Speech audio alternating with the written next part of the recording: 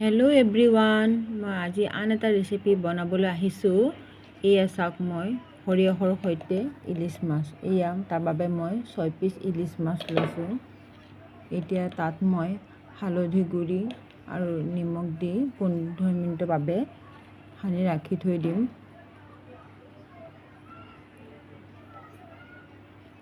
এনেদৰে কৰিলে নিমখখিনি ভিতৰত ভালদৰে সোমাই যায়।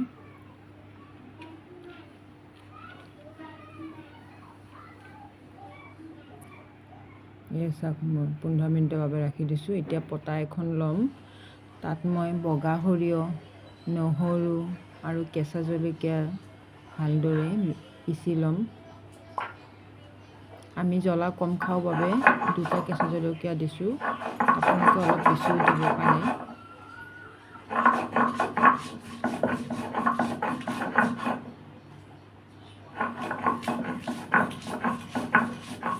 আপোনালোকে বাৰু কেনেধৰণে বনায় কমেণ্ট কৰিবচোন।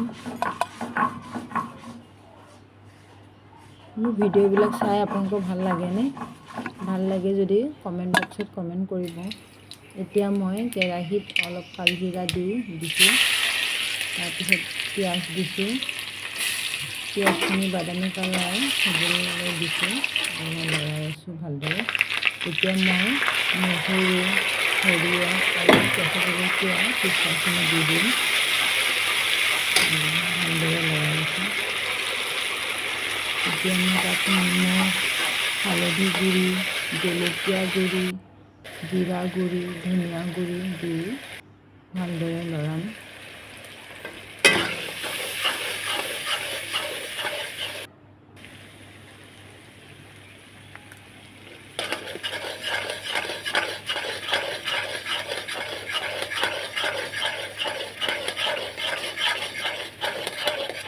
মিনিটমান লৰাই এতিয়া মই মাছ কেইপিচ দি দিছোঁ।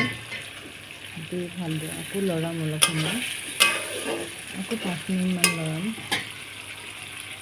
হিলতি কৰি দিম। এতিয়া মই অলপ কুহুমীয়া পানী দি দিছোঁ, দি ঢাকন এখন মাৰি থৈ দিম। এই চাওক, মোক ৰেডি হৈ গ'ল। কেনেকুৱা হৈছে বাৰু আপোনালোকে জনাবচোন।